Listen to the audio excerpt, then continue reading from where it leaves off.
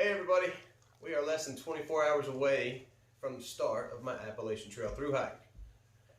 I am so freaking excited. It's unbearable at times. But a lot of people have been asking me what all I'm taking, and figured I would just go ahead and just do a video instead of explaining it 100 times. So we'll start with the big three. This is Hooter. This is my Deuter 60 plus 10. I have a 50 plus 10 that I'll also be using. I won't use it until I ditch all the winter gear. But with its size and just the extra stuff, I need that extra 10. Also, this one didn't have a side pouch. So I put one on it. Also put on a water bottle pouch and my handkerchief just to wipe my hands, keep them clean. And I keep my knee brace on my pack for when I need it all of a sudden. Moving on, let's see. The tent that I chose to use is a Big Agnes Salt Creek 2. I love this thing. A lot of people knock it because it's a little heavier than most, but I mean, it's an awesome tent. It's got an awning option, which I really like because when I know I have a zero coming, I'll probably be camping out the night before right out in town. And if I get there at 1 o'clock in the afternoon, I'm setting up camp. I'm not going to go into town and waste 40 bucks and only have a few hours. I'll set up camp and set out in the woods and sit under my awning and hang out. But I like it. I keep the poles wrapped up in my sleeping pad. This is a Thermarest Ridge Rest. I'll be cutting this down to about a seat size once the winter months are done, and sending the other part home or donating it to a hiker box.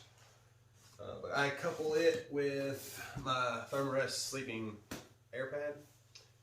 I forget the exact model of this one, but it's got an R value of 3.7 and really nice to have. I learned in Utah it's worth having an insulated air pad because I about froze. But I'll probably be transitioning to a no R value lighter air pad later on in the summer. And the last part of the big three be my sleeping bag. This is a Nemo 15 degree. I'm a lifetime, never will change side sleeper. This spoon shape is designed just for us side sleepers, and I can't say enough good things about it. I have room for days compared to a mummy bag. I'm also using a liner that'll add 25 degrees, as well as a Cedar Summit pillow with, let's see, the pajama wise will be a REI grid fleece bottoms and a 250 weight merino wool long sleeve shirt with smart wool really thick socks. And I like to have options when I'm doing something like this. So I was thinking about bringing a hammock. It's kind of let it double as a camp chair, but decided to go against it. It's about an extra 6.5 pounds. So decided to go with something I'm more familiar with, and decided to go with a Gore-Tex bivy sack.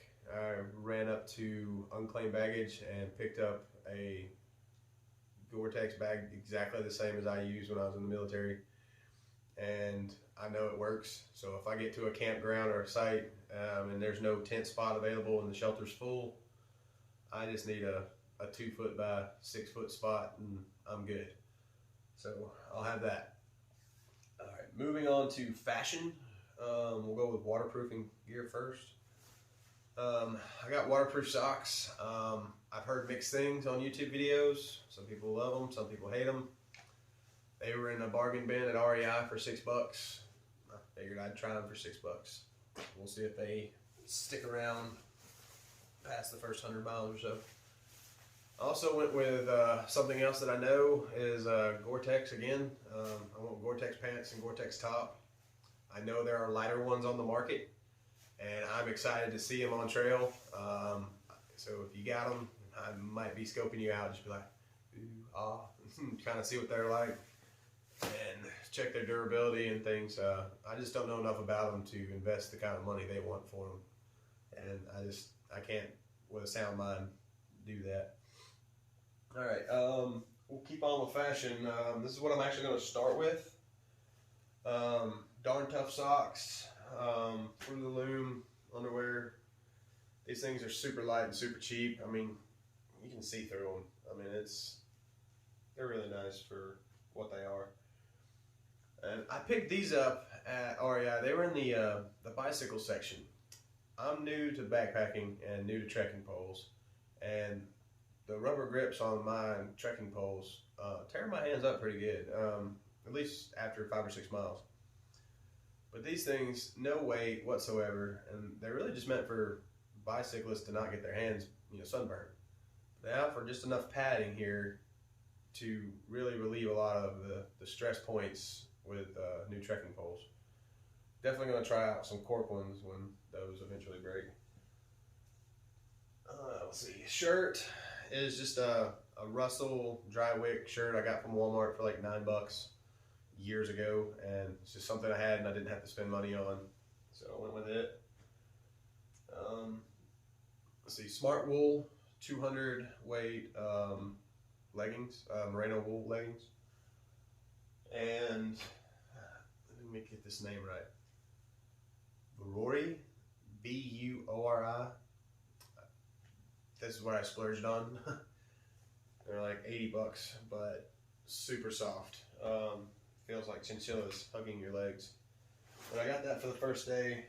Probably gonna be winding up wearing that and the rain suit because it's a pretty good chance of rain my first day. But we'll see. And as far as packed clothes, my web belt with a quick release buckle. I know every single person who's watching this has had one moment in their life where you need a quick release belt when Mother Nature calls all of a sudden. So I like that, and the web belt, having it to double as a tourniquet if need be, or some lashing if I need it. It's just what I like. I really like them. It's another dry wick shirt. This is just a mossy oak one. Again, I know for a fact I got this at Walmart years ago. Stickers are all falling off of it. For the Loom underwear again, 2 more pair of Darn Tough socks. A lot of people say you only need 2 pair of socks, and most people, they're right, but I know my feet sweat a lot and I like to have dry socks and know the importance of dry feet, so I'm going to be changing mine out pretty frequently, letting the pair dry on the outside while I wear a pair. I've got a REI 150 weight merino wool top. It might be a 200, but I'm pretty sure it's like 150. To wear on a cooler day. And my Cole pants. These things are a beast. I have put these things through so much, slid up and down rocks, roofs, shingle roofs and stuff like that. Helped my buddy out earlier this year. I can't scratch them. So they've earned their place in the gear list for sure. Let's see. My puffy jacket. Love this thing. It's awesome. It's just like my little creature comfort thing. I'll sit there and just hug this thing. It feels good. Like bubble wrap to me. It's just addictive. All weather gloves. They're Gore-Tex as well, with some cotton liners. Again, I'm terrified of the cold in the Smokies, so I'd rather be prepared. I'll probably be ditching those as soon as I get through the Smokies. And a merino wool beanie.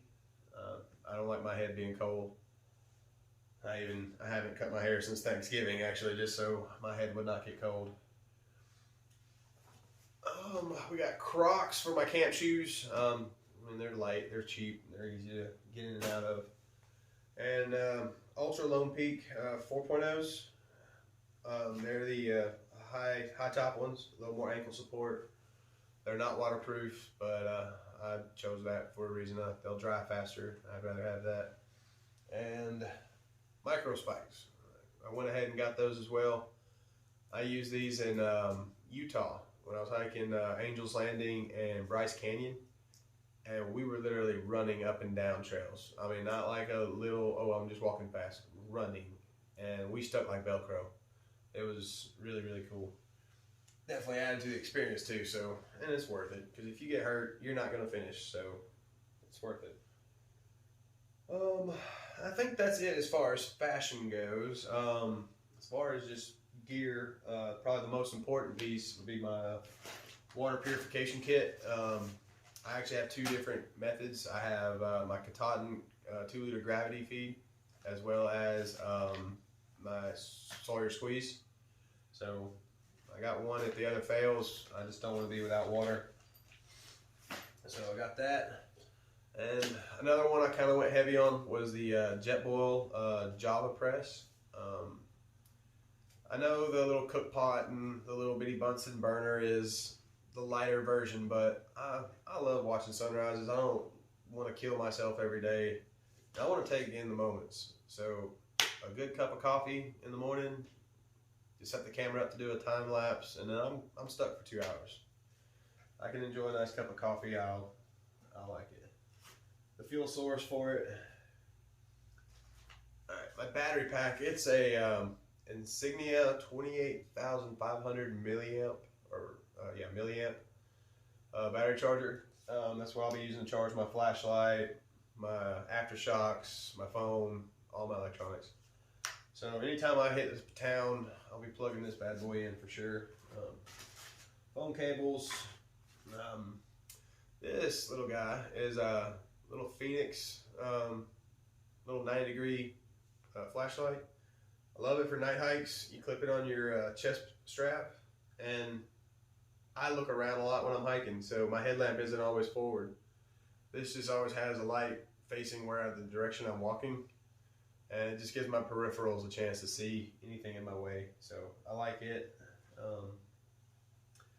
And another little luxury item. This is something I actually learned from Quicksand on his videos. If y'all not familiar with him, look him up. He's a really good hiker, and he is a plethora of knowledge, and he loves to share it, and I'm indebted for that. But this is the Thermarest Neo Air Micro Pump. His is a little different, but this one is for my air pad specifically, I guess. In the inflate mode. The deflate, mine doesn't hook up to it. At least haven't figured it out yet. But yeah, it saves me so much time. While I'm going to get water and purifying it, this thing is blowing up my air mattress, and that saves me 20 minutes. That's an hour and a half over the week, you know. I mean, that's a lot of time. So I like this little guy. Let's see. Trekking poles. These came with the pack in a bundle deal. Black diamonds. Like them pretty good. I don't like the rubber handle, but when they crap out, I'll give me some cork ones. Pack cover. Nalgene bottle. Again, some people say it's heavy, but it's multi-purpose.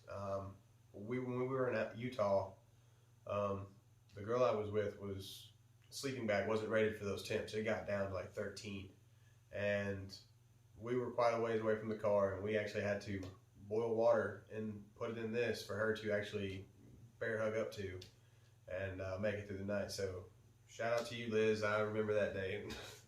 You want to talk about a mad woman in the morning, but it was so fun to laugh about later on the day. So still proud of you for that one, Liz. Med kit, tourniquet, Q-tips, Band-Aids, Neosporin, lighter, tweezers, toenail clippers, space blanket, moleskin, hand warmers, and super glue. Yeah, should be able to doctor most anything up with this, and at least get to a town if I need to. Hygiene kit.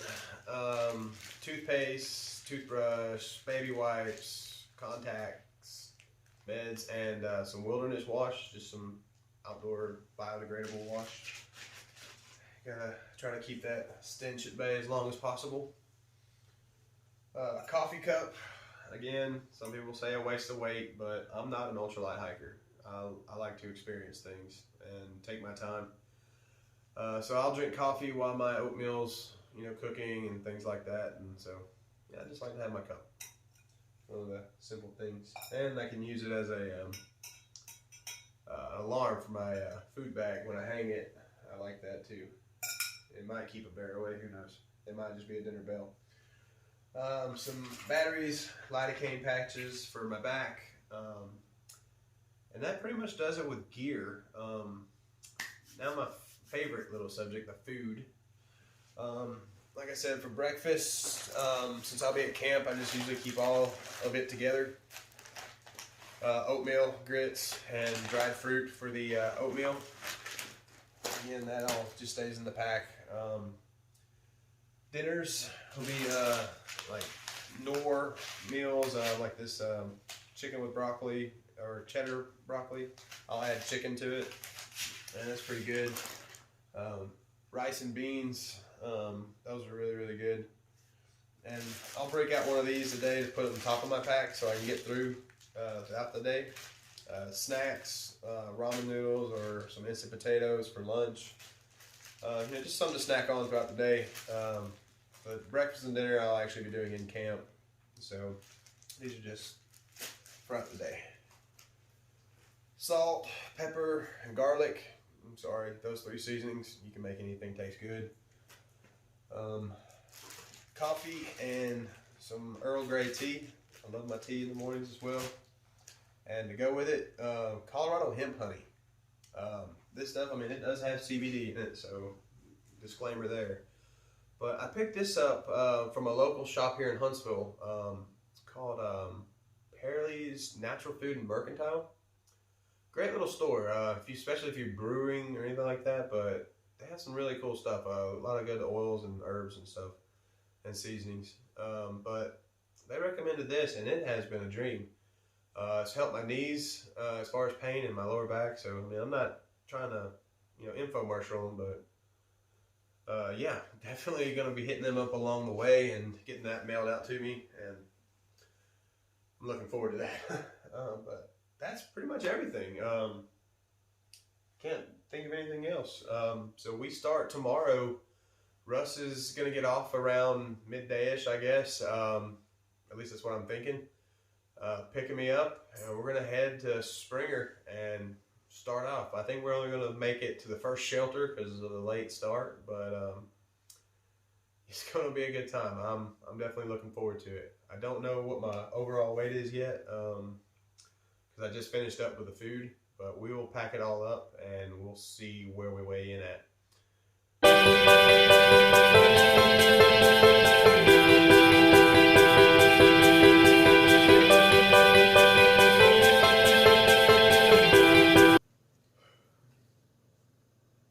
Hey guys, we're not on the trail yet, unfortunately. Had some issues come up, little speed bumps, but we're gonna get through it. It was actually kind of a good thing it did happen. Another hiker ran into some logistical problems as well, so we're gonna pick her up tomorrow at Sandy Springs and take her over to REI and take her to Amicola as well. So we got that. So we'll be registering tomorrow. Weighed in all the pack. Base weight without food was right under 34 pounds. With food, right at 41.9 or something, so 42 pounds. It's a little heavy, but we'll manage it. I'll just eat more food faster. But yeah, tomorrow morning we'll be there. Also got my bag tag in, finally. There's actually another good reason to be delayed. I don't know if it will show up on there or not.